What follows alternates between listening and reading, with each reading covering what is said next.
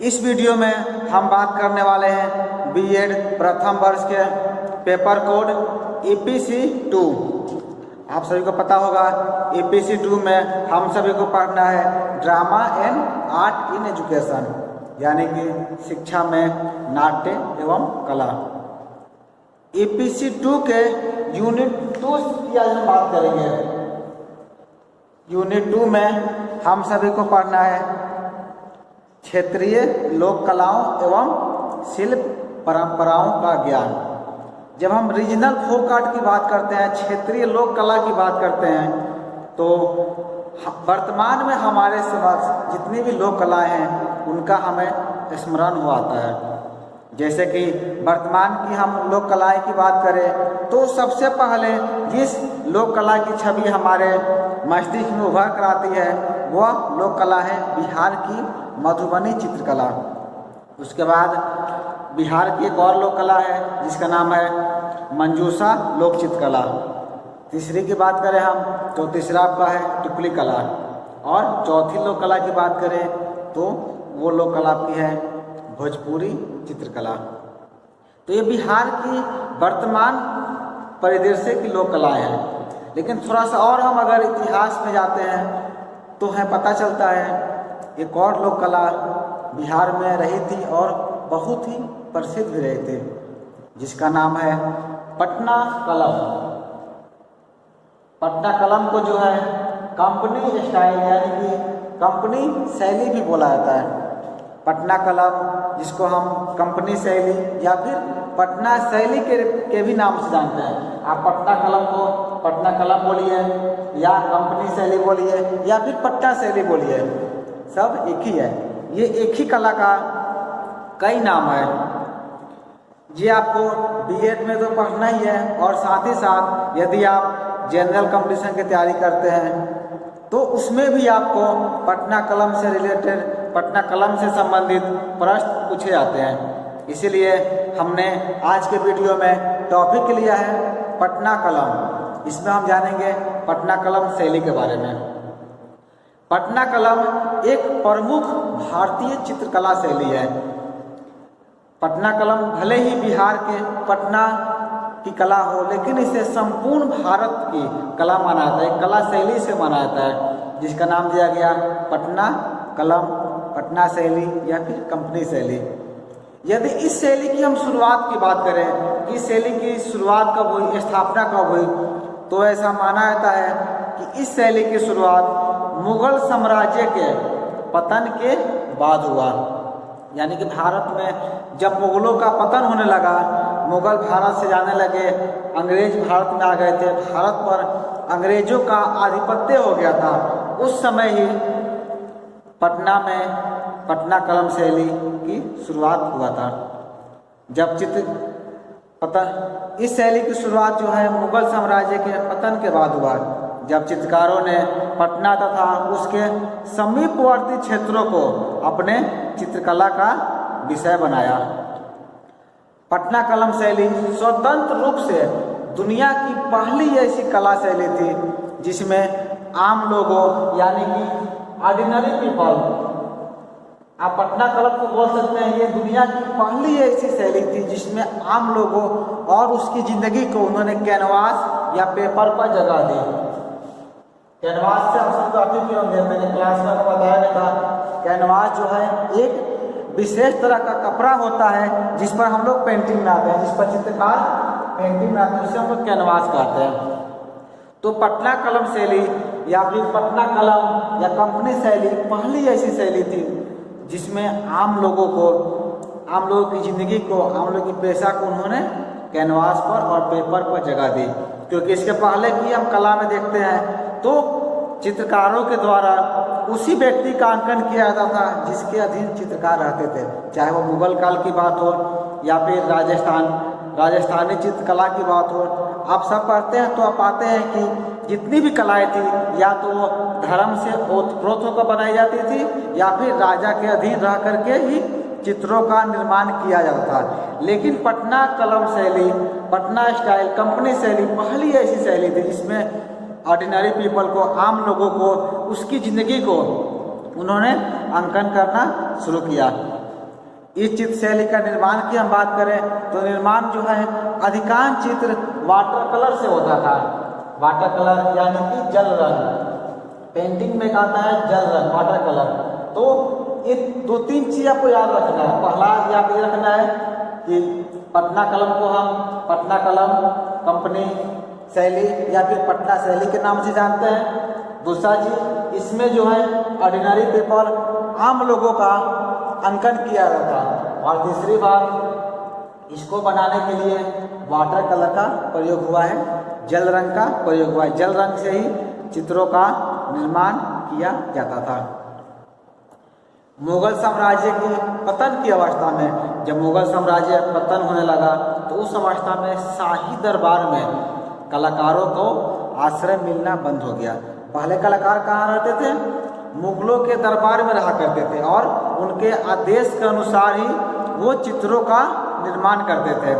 लेकिन जैसे ही मुगल का पतन हो गया तो जो कलाकार थे, जो दरबारी कलाकार थे, उनको वहाँ से आश्रय मिलना बंद हो गया।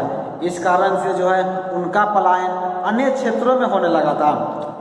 आप देखते होंगे जब किसी को रोजगार नहीं मिलता है तो क्या करते हैं, वहाँ से दूसरी जगह पलायन करते हैं। तो उस समय भी ऐसी पीड़ा आई थी। वर्तमान में भी आप देख पा रहे हैं, आपके सामने ये परिस्थिति है। तो जब मुगल का पतन हुआ था तो मुगल के दरबार में जो कलाकार थे, जो दरबारी चित्रकार थे, उनको वहाँ से आश्रय नहीं मिला, उनको वहाँ पर काम नहीं मिला। तो क्या किया, वहाँ से वो उनका पलायन शुरू हो गया और वो कहीं कहीं जाकर और बस गए। बहुत से कलाकार जो है आपके कलकत्ता में गए। कलकत्ता में काली मंदिर है, काली मंदिर के पास उन्होंने अपना आश्रय बनाया और वहाँ पर चित्रों का निर्माण करने लगे। तो वहाँ पर उन्होंने जिस चित्र का निर्माण किया उसे हम लोग आज कहते हैं काली घाट का पट चित्र। और जो कलाकार पटना आए, पटना का चित्रों का निर्माण किया, तो उन चित्रों को हम लोग कहते हैं पटना कलम, पटना शैली या फिर कंपनी शैली। उन्हें पटना आने के पीछे भी रीजन था, वजह था, क्योंकि पटना उस समय एक व्यवसाय का केंद्र हुआ करता था। आप सभी को पता होगा पटना गंगा के किनारे बसा हुआ है। तो गंगा के किनारे व्यवसाय होता था, अंग्रेज वहाँ पर आते थे, तो वहाँ पर एक व्यवसाय का केंद्र था। इसीलिए कलाकार वहाँ पर गए और चित्रों का निर्माण किया। चूँकि पटना में चित्र निर्माण होता था इसीलिए इसका नाम दे दिया गया पटना कलम। कंपनी शैली नाम इसलिए दिया गया क्योंकि उन चित्रों को ईस्ट इंडिया कंपनी के अंग्रेजों के द्वारा खरीदा जाता था। इसीलिए इस चित्र को कंपनी शैली भी नाम दे दिया गया, कंपनी स्टाइल दे दिया गया। पटना में होता था इसलिए पटना शैली इसको कहा गया, जिसको 3 नामों से हम जानते हैं। तीनों नाम को आपको याद रखना है। जब उनका पलायन शुरू हुआ, जब जो चित्रकार थे, चित्रकार आगे बढ़ने लगे, तो इसी क्रम में जो है 1760 ईस्वी, आपको इसकी याद रखना है, 1760 ईस्वी के लगभग कुछ चित्रकार जो है पाटलिपुत्र आए। उस समय पटना आपका पाटलिपुत्र के नाम से जाना जाता था। तो 1760 ईस्वी के लगभग जब मुगलों का पतन होने लगा और अंग्रेजों का आगमन हुआ, तो 1760 ईस्वी के लगभग कुछ चित्रकार पाटलिपुत्र आए और इन्हीं के द्वारा एक नई चित्रकला शैली का विकास हुआ। यही चित्रकला शैली पटना कलम, पटना शैली या फिर कंपनी शैली के नाम से जानी जाती है। एक बहुत ही महत्वपूर्ण प्रश्न अक्सर परीक्षा में पूछ दिया जाता है कि पटना शैली की शुरुआत कब हुई थी? तो आपको 1760 ईस्वी याद रखना है। अगर 1760 के बाद नहीं पूछा जाता है तो इस ढंग से पूछ जाता है किस ईस्वी में हुई थी, तब बताना है किस शताब्दी में इसकी शुरुआत हुई थी। तो आपको याद रखना है 18वीं शताब्दी में पटना चित्र शैली की शुरुआत हुई थी, इसका जन्म हुआ था। अब आगे बात करते हैं, पटना कलम के चित्र लघु चित्रों की श्रेणी में आते हैं, यानी कि वो मिनिएचर पेंटिंग की श्रेणी में आते हैं। मिनिएचर का अर्थ ही होता है छोटा। जो पटना कलम के चित्र बनते थे वो छोटे आकार के बनते थे, इसीलिए उनके जो शैली है वो मिनिएचर पेंटिंग उन्हें कहा जाता है। ये भी प्रश्न कई बार पूछा है आपसे एग्जाम में कि पटना कलम के चित्र किस श्रेणी में आते हैं। तो आपको याद रखना है पटना कलम के चित्र मिनिएचर पेंटिंग यानी कि लघु चित्रों की श्रेणी में आते हैं, जिन्हें अधिकांशतः कागज, अवरक और कहीं कहीं हाथी दांत पर भी बनाया जाता था। मैंने आपको बताया था कि जो है कैनवास या पेपर पर चित्रों का अंकन होता था, लेकिन इसके अलावा कहीं कहीं हमें प्राप्त होता है अबरक पर भी और हाथी दांत पर भी चित्रों का निर्माण किया गया है। पटना कलम के चित्र वर्तमान में आपको पटना संग्रहालय, खुदा बख्श, ओरिएंटल पब्लिक लाइब्रेरी एवं कला एवं शिल्प महाविद्यालय पटना के गैलरी में आज भी सुरक्षित है। इसमें एक नोट आउट आप लिख लीजिएगा जो कि बहुत ही महत्वपूर्ण है, ये चीज़ें हमको जाननी चाहिए। पटना कलम में एक आपको नोट्स बना के लिख लेंगे। नोट में लिखना है आपको कि पटना चित्र शैली के अधिकतर चित्रकार पुरुष हैं, इसीलिए इस चित्रकला शैली को पुरुषों की शैली भी कहा जाता है। ये भी प्रश्न कई बार पूछ दिया जाता है कि किस चित्रकला शैली को पुरुषों की शैली कहा जाता है, तो आपको बताना है पटना कलम को, पटना शैली को, कंपनी शैली को हम लोग पुरुषों की चित्र शैली भी कहते हैं। एक और प्रश्न आपके मन में आ रहा होगा कि किस चित्रकला शैली को महिलाओं की चित्र शैली कहा जाता है, तो आपके बिहार की सबसे प्रसिद्ध लोक चित्रकला मधुबनी चित्रकला शैली को महिलाओं की चित्र शैली कहा जाता है। महिलाओं की चित्र शैली इसलिए कहा जाता है क्योंकि मधुबनी पेंटिंग का अंकन ज़्यादातर महिलाओं के द्वारा किया जाता है, इसीलिए मधुबनी पेंटिंग को महिलाओं की चित्र शैली कहा जाता है। और पटना चित्र शैली में चूँकि ज़्यादा चित्रकार पुरुष थे, इसीलिए इस चित्रकला शैली को पुरुषों की चित्रकला शैली भी कहा जाता है। नोट में आपको ये बात लिखना है और इसको याद रखना है। पुरुषों की चित्रकला शैली पटना कलम को कहा जाता है और महिलाओं की चित्रकला शैली बिहार की मधुबनी चित्रकला को कहा जाता है। कोई भी जब कला का जन्म होता है, कला अपने सर्वोच्च स्थान पर पहुंचती है, फिर उसका पतन भी होता है। जैसे मैंने वीडियो के शुरू में बताया था, मुगल काल का पतन हुआ तो पटना चित्र शैली का उदय हुआ, लेकिन पटना कलम का ही पतन हुआ, इसका भी फाल हुआ। पटना जब कलम जो थी, पटना शैली जो थी, वर्तमान में हमारे समक्ष उपलब्ध नहीं है क्योंकि इसका पतन हो चुका है, इसका विनाश हो गया है। खत्म कैसे हुआ? ब्रिटिश काल के अंत तक यह शैली भी लगभग अंत के करीब पहुंच गई। क्योंकि मैंने बताया था कि पटना कलम के चित्र को कौन खरीदते थे? अंग्रेज खरीदते थे, और यहाँ पर चित्रों का अंकन जो आम लोग थे, ऑर्डिनरी पीपल थे, उनका अंकन किया जाता है। और उस चित्र को कंपनी शैली इसलिए कहा गया क्योंकि ईस्ट इंडिया कंपनी के अंग्रेजों के द्वारा उस चित्र को खरीदा जाता था। और जब अंग्रेज भारत से जाने लगे तो फिर उस चित्र को कौन खरीदेगा? तो जैसे ही अंग्रेज भारत से गए, धीरे धीरे इस चित्रकला शैली का भी पतन होते गया। आगे हम देखते हैं इसमें श्यामलानंद और राधा मोहन प्रसाद इस शैली के भी कलाकार थे। दो चित्रकार हैं जिनका नाम आप लोग याद रख सकते हैं, श्यामलानंद और राधा मोहन प्रसाद इस शैली के चित्रकार थे। राधा मोहन प्रसाद ने ही बाद में पटना में 1939 यानी कि 1939 ईस्वी में जब पटना कलम का पतन हो रहा था, विनाश हो रहा था, उस समय राधा मोहन प्रसाद 1939 ईस्वी में पटना में एक कॉलेज की स्थापना करते हैं। उस कॉलेज का नाम है कला एवं शिल्प महाविद्यालय पटना। इसकी स्थापना उन्होंने पटना में की। इसकी स्थापना करने के पीछे वजह यह था कि जो चित्रकला शैली का पतन हो रहा है, शायद उस कला महाविद्यालय से उसको पुनः जागृत किया जा सके और यहाँ के छात्रों को भी कला अध्ययन के लिए सुविधा उपलब्ध हो जाए। तो 1939 में इस कॉलेज की स्थापना हो जाए 25 जनवरी 1939 को पटना में कला एवं शिल्प महाविद्यालय college of arts and crafts Patna की स्थापना की गई। कोई दिन बसंत पंचमी था। बसंत पंचमी के दिन इस कॉलेज की स्थापना हुई, जो कई दशकों से देश में कला गतिविधियों का एक प्रमुख केंद्र है। 1939 से लेकर आज तक कितने कलाकारों ने वहाँ से प्रशिक्षण प्राप्त किया और देश विदेश में अपनी कला का परचम लहरा रहे हैं। यदि आप मेरे स्वयं की बात कीजिएगा तो हम भी इसी कॉलेज से पास आउट हुए हैं। हमने इस कॉलेज में 2010 में नामांकन कराया था और 2015 में वहाँ से प्रशिक्षण लेकर बाहर निकले। तो 5 साल का समय मैंने भी कला एवं शिल्प महाविद्यालय पटना में दिया है। तो ये पटना में कॉलेज है जिसकी स्थापना 1939 में की गई थी राधा मोहन प्रसाद के द्वारा। यदि पटना कलम के हम अंतिम चित्रकार की बात करें तो उनका नाम है ईश्वरी प्रसाद वर्मा। ईश्वरी प्रसाद वर्मा पटना कलम शैली के अंतिम चित्रकार माने जाते हैं।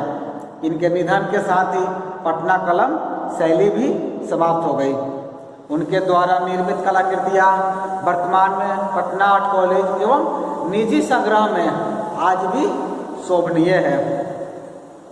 पटना कलम शैली को जीवित रखने का कार्य पटना के चित्रकार ईश्वरी प्रसाद वर्मा के द्वारा किया गया, लेकिन उनके निधन के साथ ही धीरे धीरे इस कला का भी पतन होते गया और वर्तमान में इस कला का समझिए कि पूरी तरह से मृत प्राय हो चुकी है।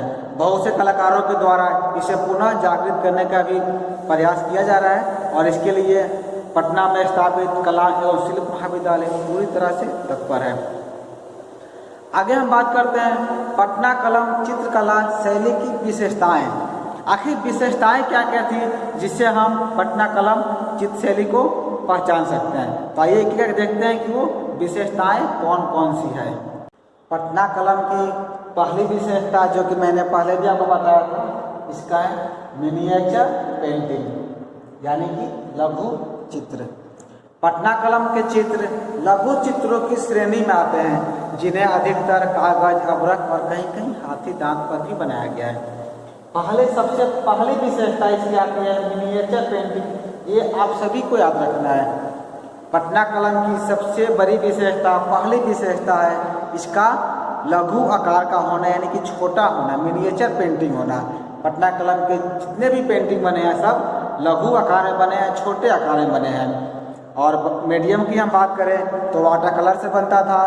किस पर बनता था? कागज, कैनवास, अभ्रक और कहीं कहीं हमें हाथी दांत का भी प्रयोग मिलता है। हाथी के दांत पर भी पटना कलम के चित्र को, पटना स्टाइल के चित्र को बनाया गया है। और यदि हम इसकी दूसरी विशेषता की बात करें तो पोर्ट्रेचर ऑफ नॉर्मल लाइफ, यानी कि सामान्य जनजीवन का चित्रांकन। पटना कलम में सामान्य जो जनजीवन है, जो नॉर्मल लाइफ है, उनके चित्रों का जो है अंकन किया गया था। इस वीडियो का यदि आप थंबनेल देखे होंगे तो थंबनेल में मैंने एक पटना कलम चित्र का फोटो लगा रखा है, जिसमें आप देख सकते हैं कि कैसे एक मदारी का जो है दृश्य उसमें दिखाया गया है। तो सामान्य जनजीवन का चित्रांकन जो है, पोर्ट्रेचर ऑफ नॉर्मल लाइफ का अंकन पटना कलम में किया जाता था। पटना कलम शैली में श्रमिक वर्ग यानी कि कार्य करने वाले मजदूर, दस्तकारी वर्ग यानी कि बढ़ई, लोहार जो इस तरह काम करते हैं, आवागमन के साधन, बाजार के दृश्य, त्योहारों के चित्र एवं अधिकतर बनाए गए हैं। त्योहारों के चित्र के साथ साथ मदारी दिखाते हुए चित्र, जो भी नॉर्मल लाइफ था, जो भी नॉर्मल लाइफ की जिंदगी थी, उस चीज़ों का जो है अंकन उसमें किया जाता था। और तीसरी इसकी विशेषता है characterising of closely and dating, बारीकी एवं अलंकरण की विशेषता। पटना कलम के चित्रों को बहुत ही बारीक से अंकन किया जाता था। इस चित्र शैली के चित्रकार बारीकी के दृष्टि से काफी सिद्धार्थ यानी कि प्रवीण थे। चित्रों के विभिन्न हिस्से को बड़ी ही बारीकी से चित्रांकन किया जाता था। क्योंकि मैंने पहले बता रखा है, इसकी पहली विशेषता क्या है? Miniature painting. ये छोटा होता था, तो छोटे चित्र में कलाकार बहुत ही बारीकी से अंकन करते थे और पूरे दृश्यों का समायोजन करते थे।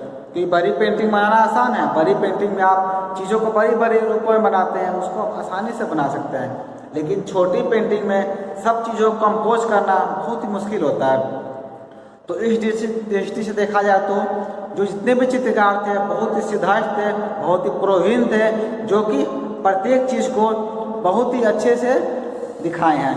और इसकी अगली विशेषता है पर्सनल स्टाइल ऑफ कलरिंग, यानी कि रंगने की निजी शैली। चित्र में कलर करने की उनकी अपनी एक शैली थी, उनकी अपनी एक स्टाइल थी। आप दूसरे अगर शैली की बात करेंगे, चाहे वो मुगल शैली हो या राजस्थानी शैली हो, तो सब में चित्रों के रंगने की भी अपनी एक शैली होती है। उसी शैली में सारे चित्रकार चित्रों में रंग लगाते थे। लेकिन पटना कलम ऐसी शैली है जिसमें सबका अपना पर्सनल स्टाइल था, कहीं से भी कॉपी नहीं किया गया। उनका अपने रंगने की अपनी एक निजी शैली थी। उसी शैली में जो है वो चित्रों को रंगते थे। किस प्रकार से वो करते थे? इस शैली में विषय वस्तु को पेंसिल से रेखांकित कर तब उन्हें रंगने की प्रक्रिया को सामान्यतः नहीं अपनाया गया है। आप जैसे कोई पेंटिंग बनाते हैं तो पहले क्या करते हैं? पहले आप स्केच बनाते हैं। हमको कोई पेंटिंग बनाना है, मान लीजिए तो कहें कि आप कोई पेंटिंग बनाइए, पहले क्या करेंगे? पहले आप स्केच बनाएंगे। स्केच बनाने के उपरांत आप पहले आप इसे स्केच कर सकते हैं। जो भी आप आकृतियाँ बनाएंगे पहले आप उसको स्केच के रूप में दिखा देंगे ऐसे।